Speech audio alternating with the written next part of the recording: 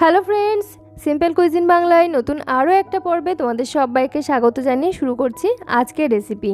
আজকে তোমাদের সঙ্গে শেয়ার করছি মুসুর ডালের পুর ভরা পুঁই পাতার পকোড়া, যেটা বানাতে কম সময় লাগলেও খেতে হয় খুবই টেস্টি। বিশেষ করে এই বর্ষার সময় নর্মাল খিচুড়ির সাথে কিংবা ডাল ভাতের সাথে খেতে একেবারে অপূর্ব লাগে। এর জন্য আমি পুঁই পাতাগুলো আমার ব্যালকনি গার্ডেন থেকেই নিয়েছি, কয়েকটা পাতা শুধু কেটে নিয়েছি।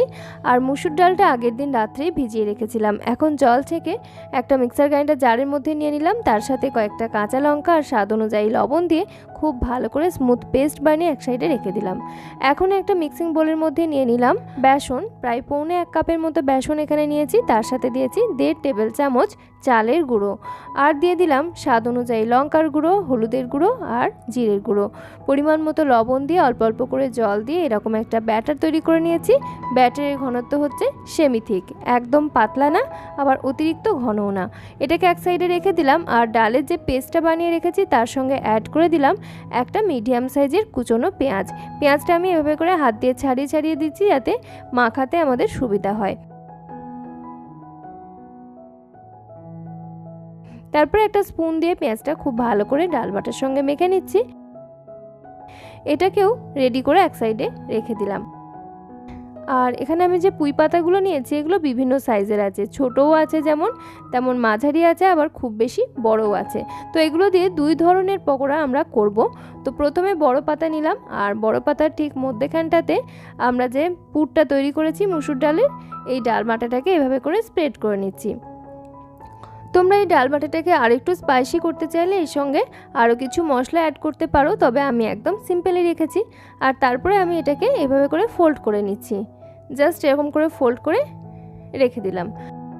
আবারও একটা রেডি করে নিচ্ছি, একটা মাঝারি সাইজের পাতা নিলাম, আর এই পাতাটিরও ঠিক মধ্যেখানে এরকম করে পুর দিয়ে জাস্ট এভাবে করে ফোল্ড করে নিলাম। ব্যাস, একদম ইজি। আর সেরকমই ইজি হচ্ছে আমার এই চ্যানেলের নিচে ডান দিকে যে সাবস্ক্রাইব বাটন আছে ওটাকে ক্লিক করে সাবস্ক্রাইব করা, পাশে বেল আইকনটা অবশ্যই অল করে সঙ্গে থেকো। আর কেমন লাগছে ভিডিও আমাকে কমেন্টে কিন্তু অবশ্যই জানিও। ওই পাতাটার মধ্যেখানে দেখেছো ছোট একটা ছিদ্র ছিল, তাই ওইটা দিয়ে কিন্তু এই পকোড়াগুলো বানানো যাবে না, ভিতর থেকে পুরটা ওই ছিদ্র দিয়ে বেরিয়ে যাবে, তাই ওটা কিন্তু রিজেক্ট। আমি পাশে রেখে দিলাম। অন্য একটা ছোট পাতা নিলাম আর ঠিক এইভাবে পুর দিয়ে দিলাম, আর মধ্যেখান থেকে দুভাবে ফোল্ড করে নিলাম। ঠিক ওইভাবে ফোল্ড করে নিলাম, যেহেতু পাতাটা ছোট, এটাকে কিন্তু 4 ভাঁজ করা যাবে না। অন্যটিও দেখো ঠিক এইভাবে করে রেডি করে নিলাম। একই রকমভাবে সবগুলো পাতা আমার পুর ভরে রেডি করা হয়ে গেছে, ওগুলোকে এখন এক সাইডে রেখে দিলাম। আর এদিকে একটা ফ্রাইং প্যান বসিয়ে নিলাম, তার মধ্যে দিয়ে দিলাম তেল। আমি এখানে সর্ষের তেলই ব্যবহার করেছি, আর খুব একটা বেশি তেল দিইনি, মোটামুটি তেল দিয়েছি। আর তারপরে আমি যে বেসনের ব্যাটারটা রেডি করে রেখেছিলাম সেই ব্যাটারের মধ্যে ডুবিয়ে এভাবে করে কোট করে পাতাগুলোকে ফ্রাই করে নিচ্ছি। ডিপ ফ্রাই করার দরকার নেই, জাস্ট এইভাবে শ্যালো ফ্রাই করে নিলেই হবে। একটা সাইড হয়ে গেলে অন্য সাইডটাকে উল্টে নিচ্ছি। বেশ লাল লাল করে ভাজা হচ্ছে, আর যেহেতু এখানে আমরা চালের গুঁড়ো ব্যবহার করেছি ব্যাটারের মধ্যে, তাই ভীষণই ক্রিস্পি হয়। ভালো করে ভাজা হয়ে গেছে উল্টে পাল্টে, এখন আমরা তুলে নিচ্ছি। এইগুলো ভাজার সময় ফ্লেমটা মিডিয়ামে রাখবে, কারণ পুঁই পাতাগুলো না হলে কিন্তু সিদ্ধ হবে না। সেজন্য ফ্লেমটা মিডিয়ামে রেখে একটু সময় নিয়ে আস্তে ধীরে উল্টে পাল্টে ভেজে নেবে। একটা ব্যাচের পকোড়া আমার ভাজা হয়ে গেছে, এবার সেকেন্ড ব্যাচেরগুলো ভেজে নিচ্ছি, যেগুলো আমরা মধ্যখান থেকে একটাই ফোল্ড করেছিলাম। জাস্ট এইভাবে হালকা করে একটা কোট করে নিলেই হবে।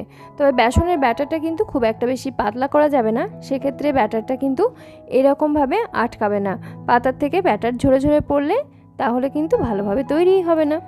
একটা সাইড হয়ে গেলে উল্টে নিলাম, আর বেশ ক্রিস্পি করে ভাজা হয়েছে, দেখেই বুঝতে পারছো ভীষণই মুচমুচে হয়েছে, তেলও কিন্তু টানেনি। সবগুলো তুলে নিলাম, আর দেখো গরম গরম পরিবেশন করে নিয়েছি। গরম ভাতের সাথে খেতে যেমন ভালো লাগে, সেরকম সন্ধ্যাবেলা চায়ের সাথে স্ন্যাক্স হিসেবে খেতে ভীষণই ভালো লাগে। আর হেলদি তো বটে, যেহেতু আমরা এখানে মুসুরির ডাল ব্যবহার করেছি। ভীষণই ক্রিস্পি মুসুরির ডালের পুর ভরা পুঁই পাতার পকোড়া, অল্প তেলে বানিয়েছি। ভিডিওটা দেখে জানিও তোমাদের কেমন লেগেছে। ভিডিও ভালো লাগলে আমাদের channel simple cuisine Bangla subscribe করে সঙ্গে থেকো।